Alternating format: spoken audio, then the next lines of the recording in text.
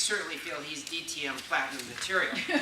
He's the master of his domain, the king of karaoke, soon to be American Idol. The thunder from down under, the man with a plan, the real deal, the ultimate survivor and not in need of an extreme makeover. Speaking 5 to 7 minutes, are you for real? The thunder from down under, Mr. Peter Schulman!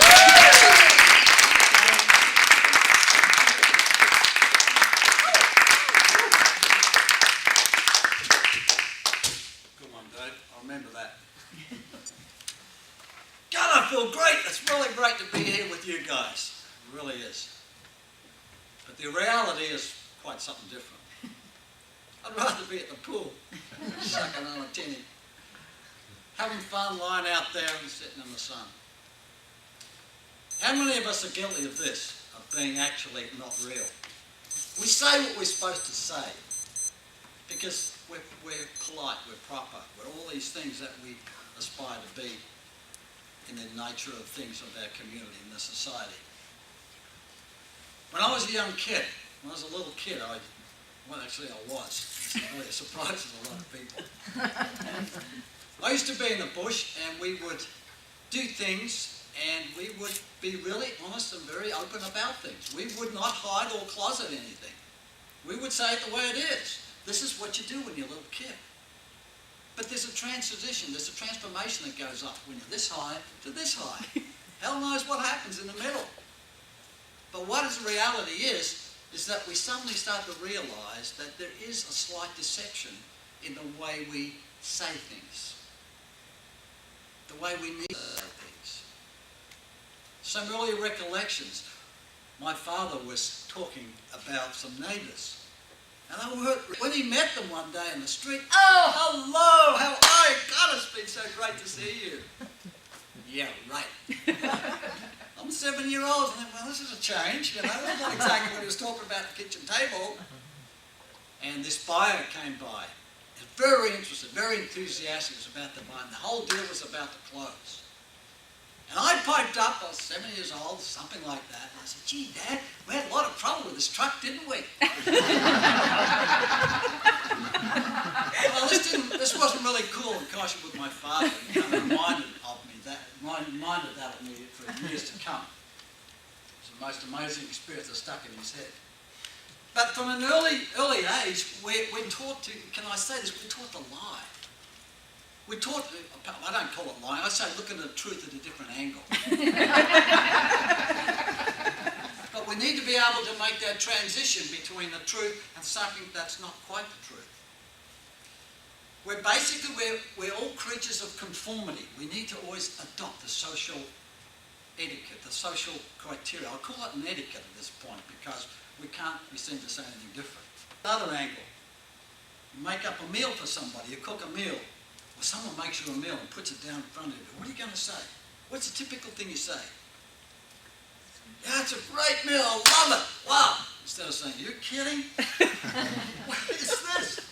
I mean, these things go on. And sometimes when you carry on a conversation with somebody and you don't want to talk. How many times have you had a conversation with someone, you're talking in depth about someone, and they just prattle? There's a new word for those people. Prattle. That's just talking for the sake of making a noise. Someone said to me the other day, you've been very quiet. I said, yeah, I know. So why is that? I said, well, I don't want to speak. I've got nothing to say. And that's okay. I think that's the sort of thing that we want to accept. What about the situation when you meet someone, even if it's a special person in life, and they've got bad breath? What are you going to say? You've got bad breath. There's ways maybe of dealing with that, but my point of this exercise, do we accept this social conformity or we just tell them the truth, tell them the way it is, get real? The old Hollywood wave, you ever seen that? You know, really, you have no time to do it anyways. The Queen's wave. Really, it's just something up there, you know. Really a bad time. And someone says to you, how you doing? Oh, I feel great. Wow, I feel fucking actually the world's falling down around you. You really don't want to talk about it at all. You're really feeling bad. And I think it's okay to say, look, I'm feeling really bad. But no one wants to look, see, we're always working to the conformity thing. Maybe there's a way we can sort of adjust out of that. And sometimes when you're talking to babies, you know, when newborn babies, here's a go right here. I'm sure you've all been down this road. Someone's got the little kid sitting right there, and it's my baby. Oh, it's a beautiful little baby. Look, 6 years old. He looks just like you. You know, 6 years old. He hasn't even grown out of the cocoon yet. It's just that we always try to adopt the same thing. And here's another thing, when you're in a plate with a piece of pizza on it. Have you ever seen that?